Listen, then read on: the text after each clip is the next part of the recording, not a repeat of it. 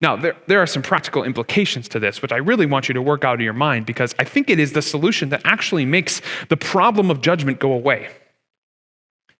The first of those is that if it is true that the judgment of the world came down on Jesus on the cross, then therefore there is no grounds for any superiority between any other person ever. Because the only thing that was strong enough, powerful enough to pay for my sin was the death of the Son of God on a cross. Now, I've done some bad things in my life.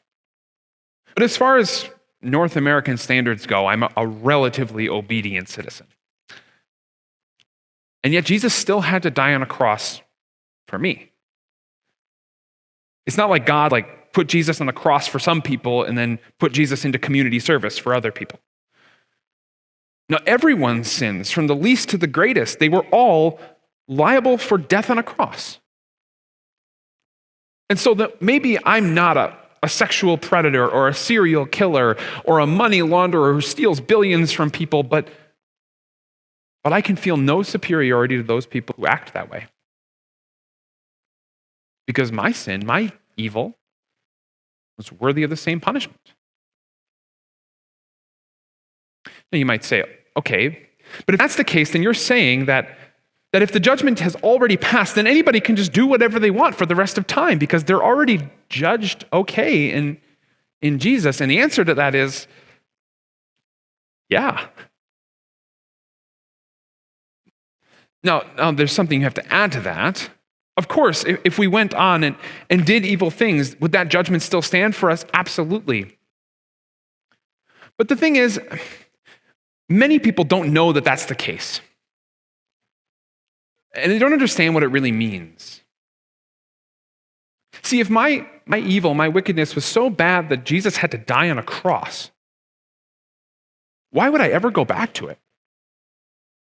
If it's that bad, if it's that harmful to other people and to myself, why would I ever go back to it knowing that I've been freed from it? Another objection might be, okay, but you're now saying that people who do just terrible atrocities, the worst of the worst, the things that make our skin crawl and our stomachs turn, those people, they can be saved?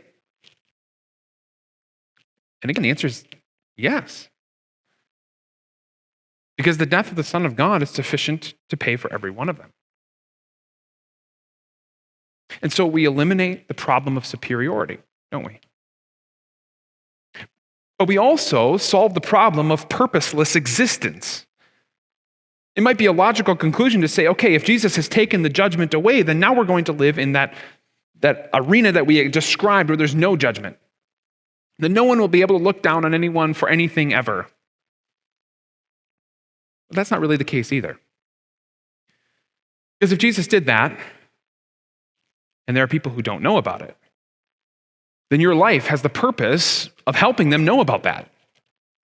So that they can no longer live trying to justify their own existence, trying to live up to some standard or find some affirmation in this world from, frankly, people who don't actually care about them enough to even give them $5, much less give them their life. And so, we lose the problem of superiority and we lose the problem of purposelessness because the judgment has already happened and it looks forward to the final revealing of that judgment. But there's one more practical implication that I want to give you. And it's for your personal life. Because those people who cry out, "Don't judge me," whether you say it out loud or whether you just think it internally, there's a part of you that realizes that you're trapped. You're trapped in this body, this world, and you can't seem to live good enough for people to accept you. And whether you call that sin or whether you call that karma or whether you call that just not living up to your expectations, it can crush you. But the last practical application of this idea that Jesus has taken the judgment for us is, I think, perfectly summed up in one of the letters of the Apostle Paul. The Apostle Paul was a great church planter in the first century in what we now know as the Mediterranean world, in Turkey particularly. He wrote this. He said, "I care very little if I am judged by you or by any human court. Indeed, I do not even judge myself. My conscience is clear, but that does not make me innocent. It is the Lord who judges me." In other words, he says, I know that I'm messed up. And that haunts me. And I know that other people know that I'm messed up. And that haunts me. Because the truth is, I am. But I don't care what they think. I don't even care what I think.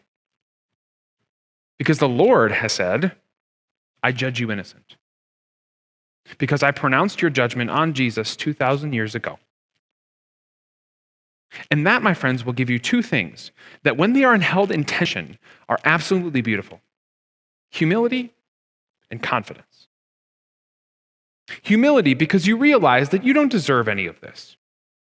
That you've been less than perfect, that you've hurt other people, that you deserve some form of judgment. And yet confident. Because you know that the judgment has already been taken out in the past on Jesus. Therefore, there is no more judgment left for you. A person with only humility is a pushover. A person with only confidence is a bully. But a person who can balance those two things can move forward in society being a force for good. That only comes from understanding what Jesus has done and what that means for you.